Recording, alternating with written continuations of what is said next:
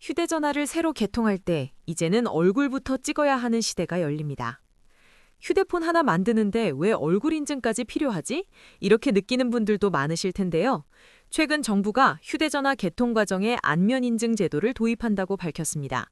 이 제도의 목표는 단 하나입니다. 바로 대포폰과 보이스피싱 같은 금융 범죄를 막기 위해서죠.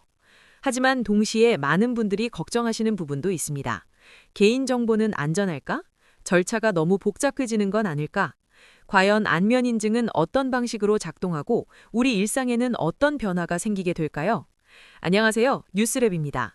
오늘 영상에서 휴대전화 안면 인증 제도에 대한 모든 것을 차근차근 정리해 보겠습니다. 먼저 지금까지의 휴대전화 개통 절차를 살펴볼까요? 지금까지는 휴대전화를 개통할 때 신분증 사진과 문자 인증만으로도 충분했습니다. 온라인으로도 쉽게 개통할 수 있었죠. 하지만 앞으로는 여기에 본인 얼굴 인증이 반드시 추가됩니다. 구체적인 방식은 이렇습니다. 패스 앱을 통해 신분증 사진을 먼저 촬영합니다. 그 다음 실시간으로 본인 얼굴을 촬영합니다. 그러면 시스템이 두 이미지를 비교해서 본인이 맞는지 확인하는 거죠. 여기서 중요한 점 하나, 많은 분들이 걱정하시는데요. 얼굴 사진 자체는 저장되지 않는다고 합니다. 통신사와 정부는 얼굴 이미지는 인증 순간에만 사용되고 즉시 폐기된다고 설명하고 있습니다. 시스템에 남는 건 오직 인증 성공 또는 실패라는 결과뿐이라는 거죠.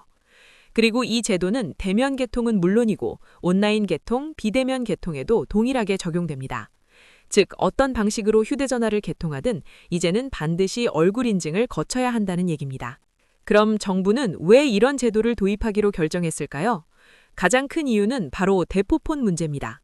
대포폰이 뭔지 아시나요? 다른 사람 명의로 불법 개통된 휴대전화를 말합니다. 이 대포폰이 보이스피싱, 스미싱, 불법 대출, 도박 사이트 운영 등 각종 범죄의 출발점이 되어 왔습니다. 특히 최근 몇 년 사이 문제가 심각해졌습니다. 코로나19 이후 비대면 개통이 급증하면서 범죄자들이 도용된 신분증 사진만으로 휴대폰을 개통하는 사례가 폭발적으로 늘어난 거죠. 구체적인 수법을 보면 이렇습니다. 불법으로 얻은 타인의 신분증 사진을 사용합니다. 문자 인증은 임시 유심을 통해 우회합니다. 그리고 본인이 아닌 다른 사람 명의로 휴대폰을 개통하는 거죠. 피해자는 나중에 청구서를 받고 나서야 자기 명의로 휴대전화가 개통된 걸 알게 됩니다. 그때는 이미 그 전화번호로 수많은 보이스피싱이 이루어진 뒤죠. 기존 본인 확인 방식의 한계가 명확했습니다. 신분증 촬영은 고해상도 프린터로 위조가 가능했고 문자 인증은 명의 도용에 취약했습니다.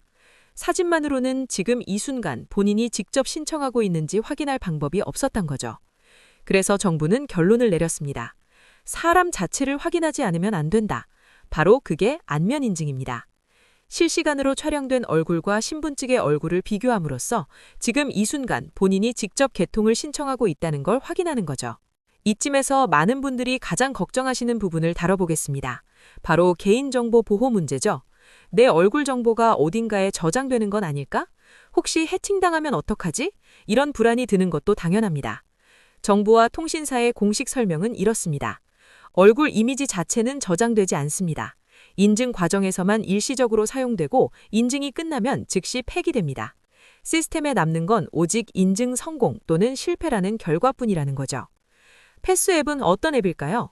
패스는 이미 금융인증, 공공서비스 인증, 본인 확인 등에 널리 활용되고 있는 앱입니다. SK텔레콤, KT, LG유플러스가 공동으로 운영하는 서비스죠. 기술적 안정성은 어느 정도 검증된 상태입니다. 수백만 명이 이미 사용하고 있고 금융거래에도 쓰이고 있으니까요. 하지만 완벽하다고 말할 순 없습니다.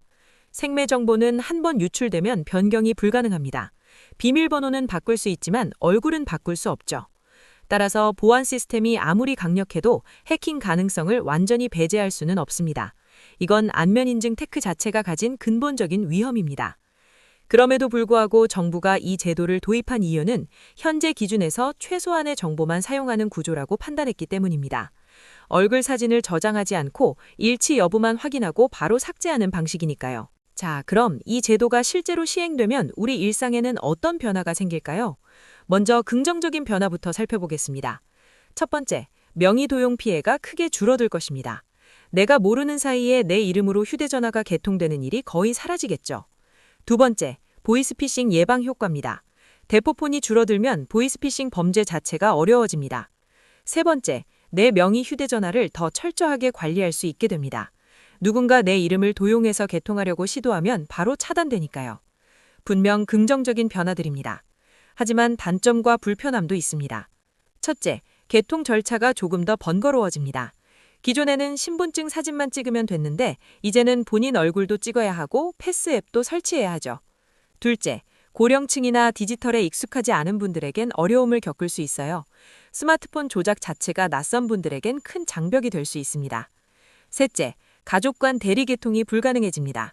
지금까지는 부모님 명의로 자녀 휴대폰을 개통해주거나 반대로 자녀가 부모님 휴대폰을 대신 개통해주는 경우가 많았는데요. 이제는 반드시 본인이 직접 인증을 해야 합니다. 넷째, 장애인이나 특수한 상황에 있는 분들을 위한 대체 방안이 필요합니다. 예를 들어 안면 기형이 있거나 사고로 얼굴이 크게 변한 경우는 어떻게 할까요? 이런 부분들은 제도가 시행되면서 보완되어야 할 과제들입니다. 사실 안면 인증을 통한 본인 확인은 한국만의 익스페리먼트가 아닙니다. 중국은 이미 몇 년 전부터 휴대전화 개통 시 안면 인증과 실명제를 의무화했습니다. 중국은 여기서 한 발 더 나아가 모든 통신 서비스에 실명제를 적용하고 있죠.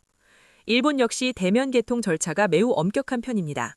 일본에서는 온라인 개통 자체가 제한적이고 대부분 매장을 방문해서 대면으로 개통해야 합니다.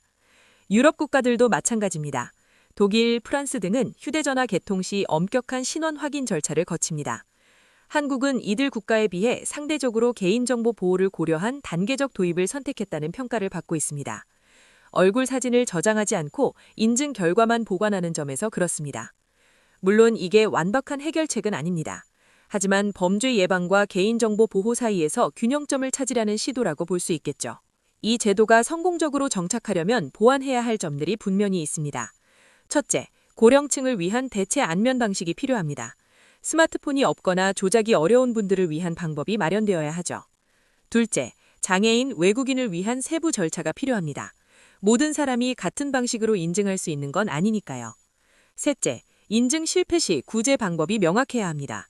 시스템 오류나 특수한 사정으로 인증이 실패했을 때 어떻게 해결할 것인가의 문제죠. 넷째, 지속적인 보안 업데이트와 관리 감독이 필요합니다. 기술은 계속 발전하고 해킹 기법도 계속 진화하니까요. 장기적으로는 어떤 변화가 올까요? 휴대전화 개통뿐 아니라 각종 계약과 신청 절차로 안면 인증이 확대될 가능성이 큽니다. 은행 계좌 개설, 대출 신청, 보험 가입, 부동산 계약 등 중요한 거래에는 점차 안면 인증이 표준이 될 수 있습니다. 편의성과 보안 사이의 균형을 어떻게 맞출 것인가? 이게 앞으로 우리 사회가 계속 고민해야 할 숙제입니다.